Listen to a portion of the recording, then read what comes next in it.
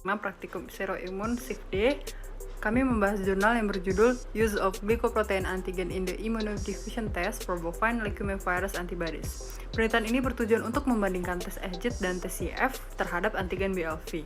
Pada tes AGID adalah agar gel immunodiffusion digunakan 0,8% agarosa terdiri dari 1 sumur pusat terdiri dari antigen dan 6 sumur terdiri dari 3 kontrol dan 3 serum uji.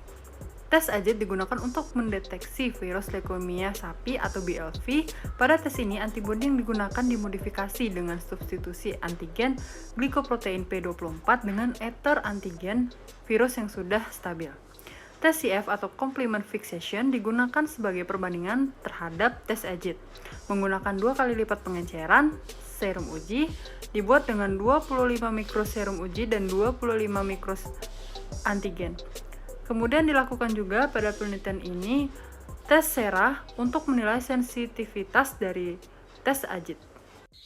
Baiklah, hasil yang didapatkan pada jurnal kali ini di mana uji imunodifusinya itu termasuk ke dalam imunodifusi ganda karena antigen dan antibodinya itu dimasukkan ke dalam sumur yang berbeda dan kemudian akan berdifusi dan membentuk garis presipitat yang tidak linier. Nah, serum itu dicatat sebagai positif ketika menyebabkan garis presipitat yang menekuk menuju ke arah antigen atau ke arah sumur tengah. Nah, dapat dilihat dari gambar bahwa yang positif itu adalah pada sumur 2 dan sumur 3, tetapi sumur 2 itu dianggap positif lemah karena garis presipitatnya itu menekuk hanya di sekitaran sumur. Nah, sedangkan untuk sumur nomor 3 itu termasuk ke dalam garis presipitat yang kuat. Nah, bukan hanya di sekitaran sumur, melainkan garisnya itu menuju sumur tengah yang terdapat antigen BLV-nya. Nah, untuk tabel 1 itu merupakan perbandingan uji glikoprotein AGID dan CF untuk uji serologis yang dideteksi infeksi BLF pada 263 sapi. Nah, bisa dilihat dari tabel bahwa tes AGID itu positif pada 132 serum dan 39 serum. Nah, sedangkan untuk tes CF positifnya itu pada 132 serum dan pada 2 serum. Nah, jadi tes glikoprotein dari AGID itu mendeteksi antibodi BLV-nya itu dalam 173 serum, tetapi tes CF itu hanya positif atau terdeteksinya itu hanya 134 serum.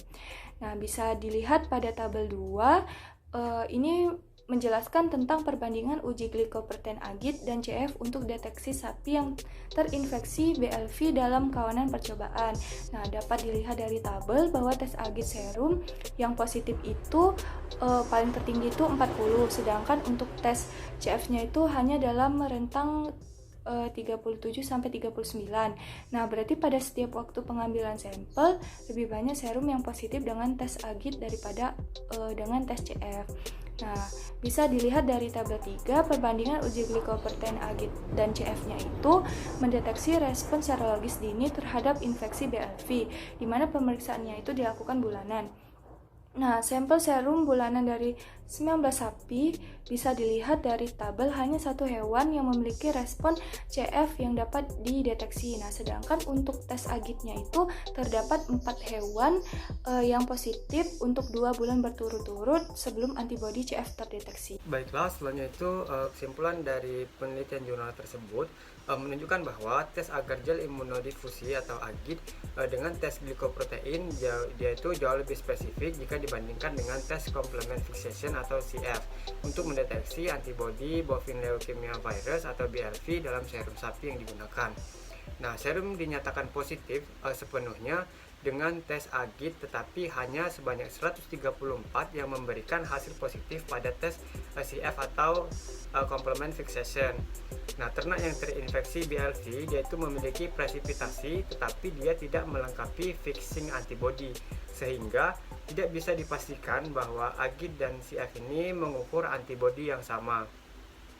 Untuk tes AGID itu sendiri, dia jauh lebih unggul jika dibandingkan dengan CF dalam hal sensitivitas, kesederhanaan, dan juga spesifisitas.